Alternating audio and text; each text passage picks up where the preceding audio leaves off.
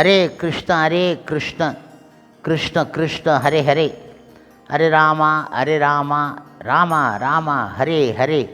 குட்டி கதைகள் 1049. இங்கு ஸ்ரீ ஹரிபாலர் என்ற பக்தரின் கதையினை காண்போம். முன்பு ஒரு சமயம் வடநாட்டிலே பக்தி செய்த பெரியார்தான் ஹரிபாலர் தாசர். இவர் பெருஞ்செல்வந்தர். இவர் ஒரு பெரிய கொடையாளி ஆனதால் கொடுத்து கொடுத்து ஏழை ஆகிவிட்டார். ஏழ்மை வந்த பின்பு அதிதி சத்காரத்தை நிறுத்தாமல் வழிப்பறி செய்து அடியாருக்கு அமுது அளித்து வந்தார். ஒரு நாள் திடீரென சில அடியார்கள் வந்துவிட்டார்கள். அவர்களை உபசரிக்க வழியில்லாமல் வழிப்பறிக்கு புறப்பட்டு காட்டுக்குள் சென்றார். நெடுநேரமாகியும் ஒருவரும் வர கிடையாது. அப்பொழுது ஹரிபாலர் மனம் நொந்துவிட்டார். இவரது வருத்தம் பொறாத இறைவன் ஒரு பணக்காரன் போல் வேடம் தாங்கி சர்வ ஆபரண பூசிதையாக ஸ்ரீ லட்சுமி தேவி உடன் அழைத்து கொண்டு ஹரிபாலர் இருந்த வழியே வந்தான். ஹரிபாலருக்கு ஆனந்தம். அவர்கள் வரும் வரை காத்திருந்து வில்லிலே அம்பை தொடுத்து, மரியாதையாக உங்களிடம் உள்ள பொருட்களை கொடுக்கின்றீர்களா அல்லது உயிரை இழக்கின்றீர்களா என அதட்டினார் அவர். இப்பொழுது இறைவன் பயந்தவர் போல் நடித்து, அப்பா, உனக்கு வேண்டியது பொருள்தானே, எடுத்துக்கொள், எங்களை விட்டுவிடு என்றான். அவன் தங்க நகைகளையெல்லாம் பெற்றுக்கொண்டு ஹரிபாலர் வீடு திரும்பிவிட்டார். இறைவனது செயல் ஸ்ரீதேவிக்கு பிடிக்கவில்லை. சுவாமி வழிப்பறி செய்வது பஞ்சமா பாதகங்கள் ஒன்று, அவனையும் நீங்கள் பக்தன் என்பது பொருத்தம் கிடையாது என்றாள் அவள். இறைவனது திருமுகத்திலே புன்முறுவல் தோன்றியது.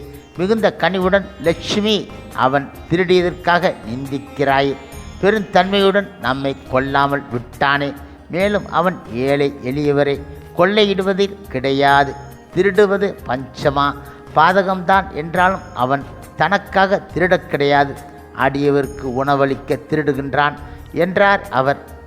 அப்படியானால் அவன் என்ன செய்கின்றான் பார்ப்போம் என இருவரும் பக்தர் போல் வேஷம் தரித்து இறைவன் திருநாமங்களை சொல்லிக்கொண்டு ஹரிபாலர் வீட்டுக்கு வாசலுக்கு வந்து நின்றார்கள்.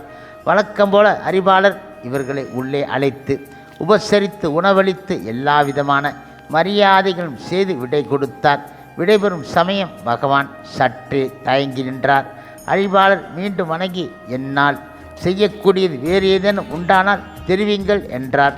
ஐயா, நேற்று சாயங்காலம் நாங்கள் இருவரும் காட்டு வழியிலே வரும்பொழுது ஒரு கள்வன் எங்களை வழிமறித்து எங்களுடைய ஆபரணங்கள் எல்லாம் திருடி போய்விட்டான். அதனால் தான் இன்று உம்மிடம் உணவையும் யாசிக்க வேண்டி வந்துவிட்டது என்றான் இறைவன். ஓ, அப்படியா, இதோ நான் அவனை பிடித்து தருகிறேன் என கூறினார் ஹரிபாலர். இப்பொழுது உடனடியாக பழைய வியாபாரியாக மாறி நின்றார்கள் இருவரும் அவர் முன்னே. முழுமுதற் கடவுள் மற்றும் பரம புருஷ பகவான் ஸ்ரீ கிருஷ்ணன் தூய பக்தரான ஹரிபாலருக்கு விஷயம் இப்பொழுது விளங்கிவிட்டது. வியாபாரியாக வந்தவர் இறைவனே என தெரியவும், ஆண்டவனே, உம்முடைய திரு ஆபரணங்களை அபகரித்த கள்வன் நானே, அதற்குரிய தண்டனையும் அளித்து மன்னிக்க வேண்டும். தங்களது திருநாமத்தை அடியார்க்கு அமுது அளிப்பதையும் மறவாதிருக்க வரம் தர வேண்டும் என கூறி அடியற்ற மரம்போல் அவர்களுடைய திருவடிகளிலே விழுந்து பணிந்தார் அவர். ஓ ஹரிபாலா, உனக்கு ஏராளமான செல்வம் தருகிறோம்.